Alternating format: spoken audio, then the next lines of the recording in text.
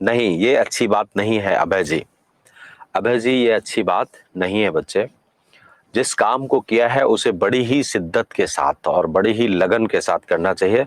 उसमें किसी तरीके का कोई ऐसा तत्व जब आए, जब ऐसा लगे आपको कि मेरा उत्साह कमजोर पड़ रहा है, तो अपने आप को बिल्कुल बूस्ट अप करें और अपनी रास्ता में लग जाएं। ठीक है ना? तो इस तरीके का तो बिल्कुल सोचना ही नहीं है कि कभी कभी ऐसा लगता है कि गलत रास्ता चुन लिया। ऐसा बिल्कुल नहीं है। जो रास्ता आपने चुना है उस रास्ते पर अडिग हो करके और निरंतर प्रयासरत रहिए। जो राह चुनी है उस राह पर राही चलते जाना है, ऐसा कहा जाता है ना। और देखो, एक एक लक्ष्य होता है, हर व्यक्ति का एक लक्ष्य होता है।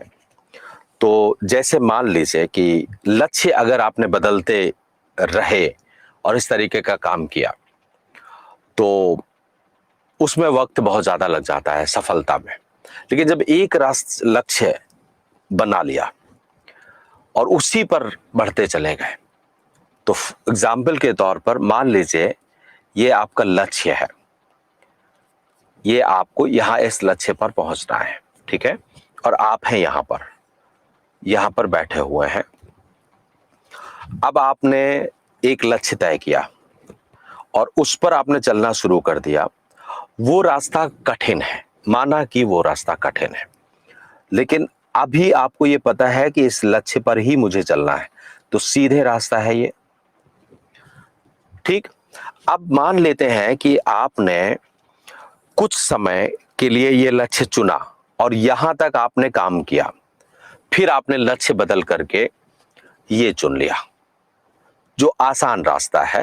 वो आसान रास्ता वाला लक्ष्य है यहां, ये अपेक्षाकृत आसान लक्ष्य है।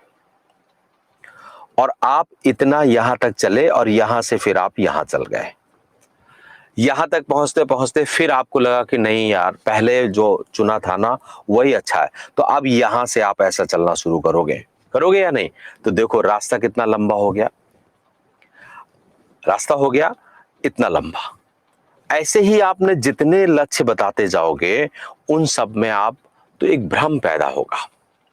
इसलिए बच्चों, जो राह आपने चुनी है उसको बड़ी शिद्दत, बड़ी लगन और ईमानदारी से पढ़ो, मेहनत करो। 100% सफलता है, असफलता के बारे में सोचो ही मत। ठीक है ना?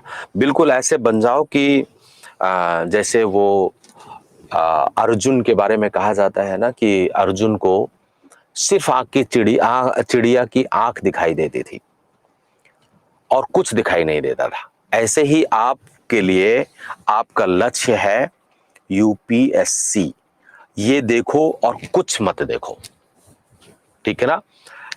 एकदम बिल्कुल मनुष्य के लिए कुछ भी कठिन नहीं है, मनुष्य के लिए कुछ भी कठिन नहीं है। आप इससे समझो कि जब मनुष्य पलायन करके, एस्केप करके अंतरिक्ष में जा सकता है, चांद में जा सकता है, कहां कहां मंगल ग्रह में जाने का विचार कर सकता है, कैसे कैसे सैटेलाइट बना करके लगा सकता, वो भी तो मनुष्य ही है।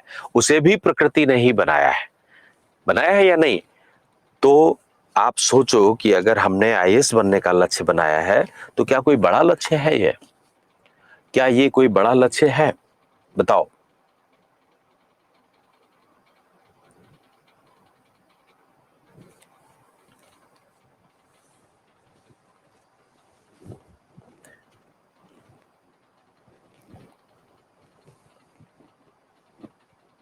ठीक है ना?